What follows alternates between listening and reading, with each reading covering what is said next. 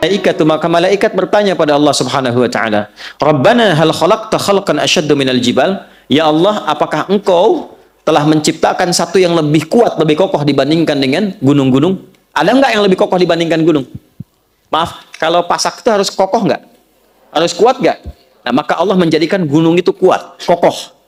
Lalu malaikat bertanya, "Ya Allah," sebagai adab, "Ya Allah, apakah ada makhluk yang lebih kokoh, lebih kuat dibandingkan dengan gunung?" Ya. Qala na'am, maka Allah menjawab, "Ya, al-hadid," besi. Besi dari segi kekuatannya maksudnya.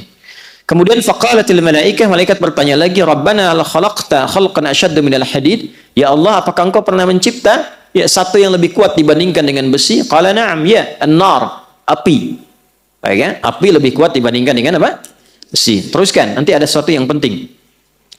Rabbana, diteruskan lagi. Rabbana hal khalaqta khalqan asyaddu minan nar? Ya Allah, apakah Engkau mencipta juga yang lebih kuat dibandingkan dengan api? Qala na'am, ya, al-ma, aku ciptakan air. Makanya api kalah oleh apa? Air. Jadi kalau sedang ada tersengat panas, disiram pakai apa? Air. Kalau ada yang kepanasan, maka diteduhkan dengan apa? Air. Apa yang tercipta dari api? Setan, termasuk jin, kan? Maka orang-orang yang terprovokasi oleh jin, oleh setan, sehingga keluar amarah seperti api, wajahnya memerah, kata-katanya kotor seperti api, menyambar-nyambar, tangannya bereaksi seperti api, menyambar-nyambar, panas, melukai, menghantam, ya, yang seperti, mohon maaf, dilukiskan di Quran surah ke-15 ayat 27, wal janna khalaqnahu min naris min qablu min naris samum. Para jin kami ciptakan dari api yang menyambar-nyambar. Jadi kalau ada orang terprovokasi oleh was-was syaitan, alladzi yuwaswisu fi sudur linnas, terprovokasi sampai berubah wajahnya memerah seperti api, merah. Ya, keluar kata-kata yang kotor, menyambar-nyambar, tangan, kaki bereaksi dan sebagainya, maka padamkan dengan air.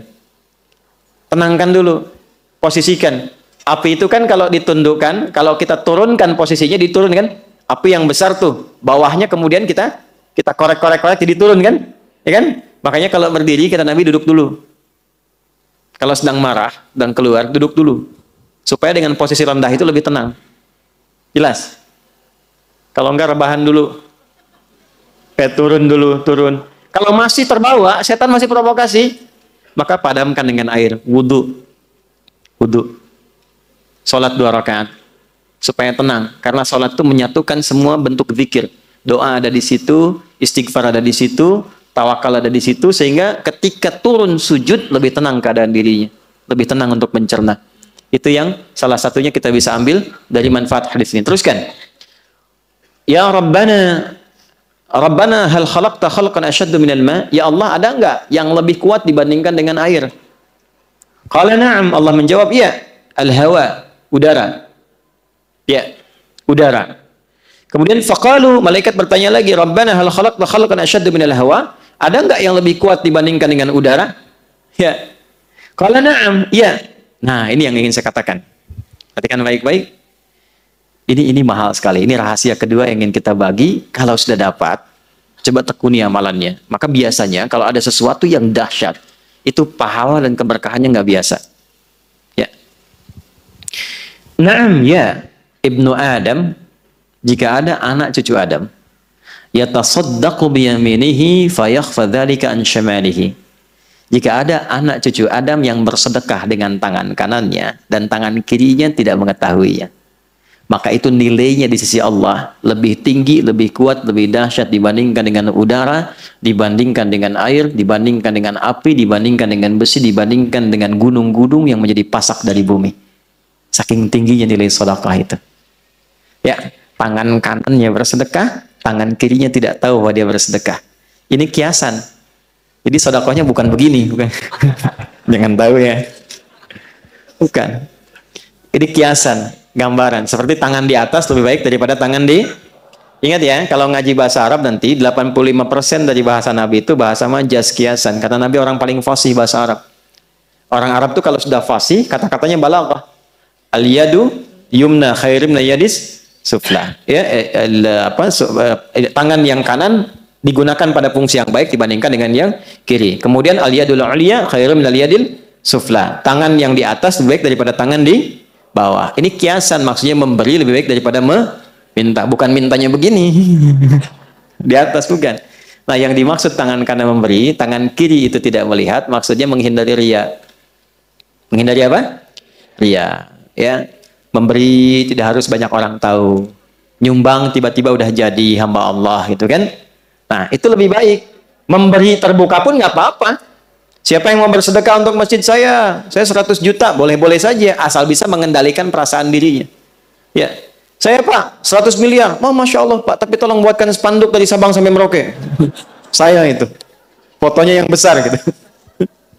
Nah, itu persoalan. Nah, jadi ternyata saya mau berikan rumus sedekah itu. Kalau dilakukan dengan niat yang ikhlas, itu nilainya tinggi di hadapan Allah sampai mengalahkan kuatnya pasak gunung yang menjadi pasak bumi. Kuatnya gunung yang menjadi pasak apa? Bumi. Ini bahasa kiasan. Maksudnya apa? Saking tinggi nilainya di sisi Allah, itu sampai mengalahkan kekuatan gunung sebagai pasak apa? Bumi. Makanya kalau ada orang bersedekah dengan bentuk harta, itu nilainya di dalam surah Al-Baqarah di ayat 261. Itu paling sedikit 700 kali lipat. Berapa? Paling sedikit ya, karena ayatnya suka dipotong sampai situ padahal belum selesai. Matsalul ladzina yunfiquna amwalahum fi sabilillahi kamatsali habbatin ambatat sab'a sanabil 7 fi kulli sumbulatin mi'atu habbah 100. 1 kali 7 kali 100. Berapa? 700. Belum selesai. Wallahu yudha'ifu liman yasha wallahu wasi'un alim. Dan Allah akan melipat gandakan tanpa batas bagi siapapun yang tidak pernah berhitung dalam memberi.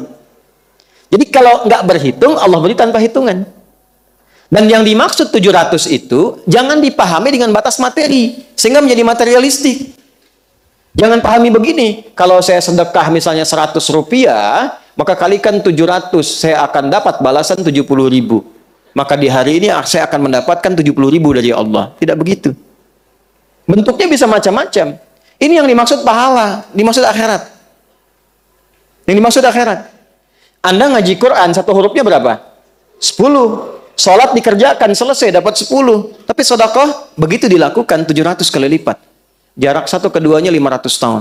Dua ketiga 500 tahun. Tiga keempat 500 tahun. Itu tinggi. Kalau sholat, yang tidak punya harta pun sholat.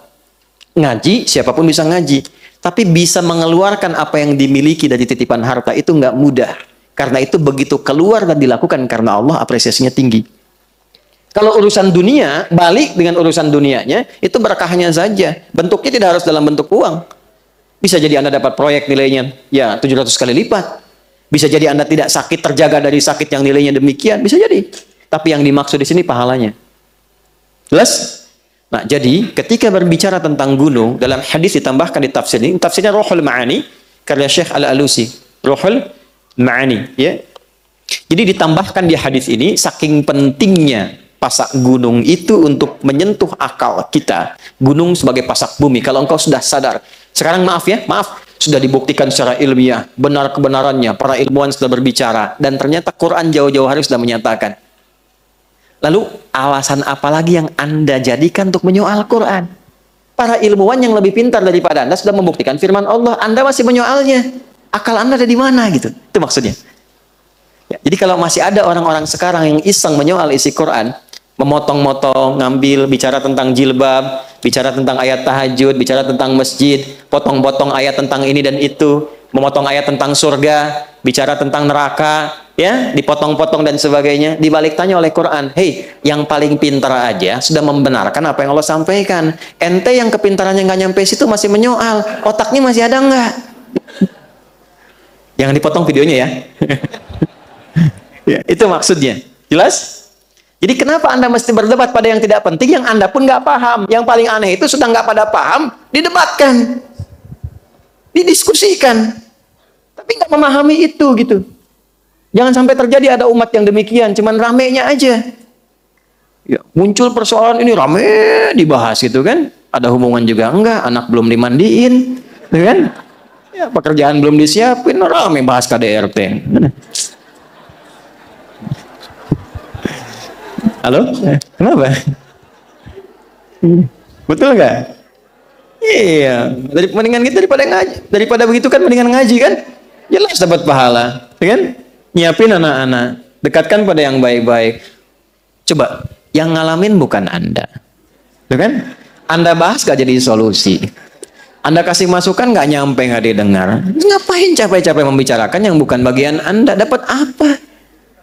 Update Ustaz. Jelas gak? Paham ya?